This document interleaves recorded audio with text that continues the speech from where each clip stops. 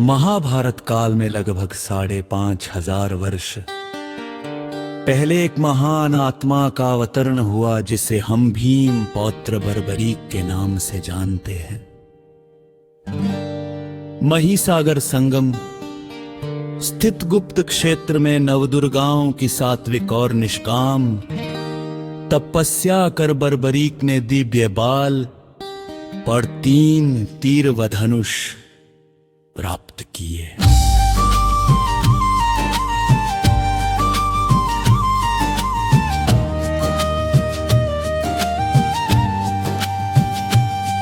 कुछ वर्ष उपरांत कुरुक्षेत्र में उपलब्ध नामक स्थान पर युद्ध के लिए कौरव और पांडवों की सेनाएं एकत्रित हुई।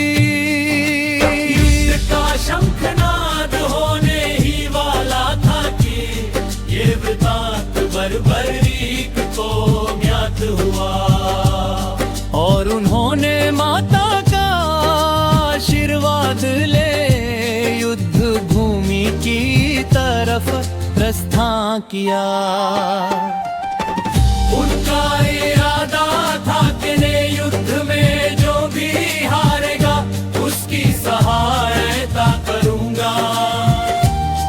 भगवान श्री कृष्ण को जब यह वृतांत ज्ञात हुआ तो उन्होंने सोचा कि ऐसी स्थिति में युद्ध कभी समाप्त नहीं होने वाला, अतः उन्होंने ब्राह्मण का वेश धारण कर बर्बरीक का मार्ग रोककर उनसे पूछा कि आप कहाँ प्रस्थान कर रहे हैं। बर्बरीक ने अपना ध्येय बताया कि वह कुरुक्षेत्र जाकर अपना कर्तव्य निर्वाह करेंगे और इस पर ब्राह्मण रूप में श्री कृष्ण ने उन्हें अपना कौशल दिखाने को कहा।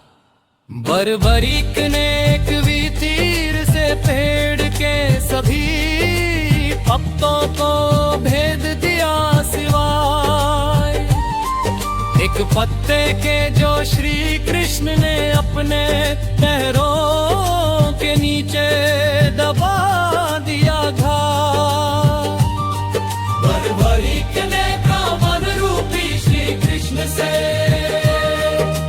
प्रार्थना की कि वह अपना पैर पत्ते के ऊपर से है वरन आपका पैर घायल हो सकता है।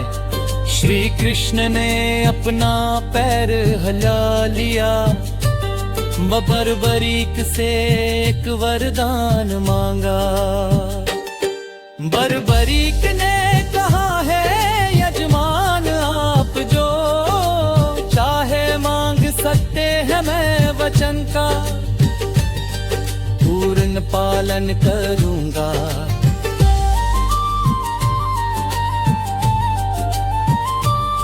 ब्राह्मण रूपी श्री कृष्ण ने शीश दान मांगा।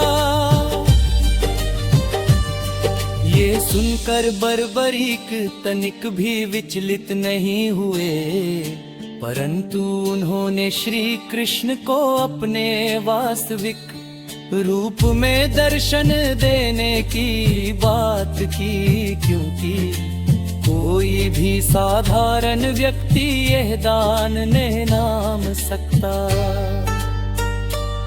तब श्री कृष्ण अपने वास्तविक रूप में प्रकट हुए।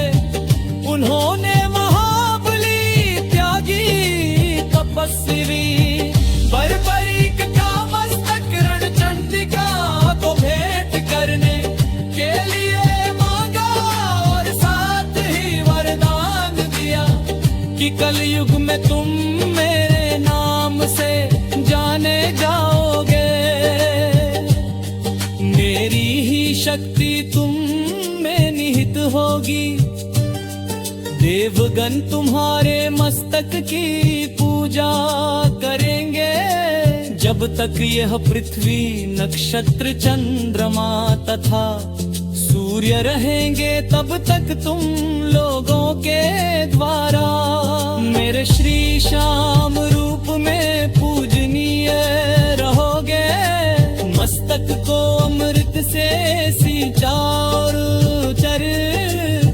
अमर कर दिया।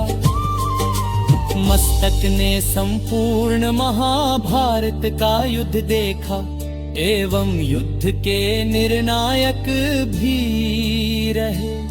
युद्ध के बाद महाबली बर्बरीक कृष्ण से आशीर्वाद लेकर अंतर्ध्यान हो गए।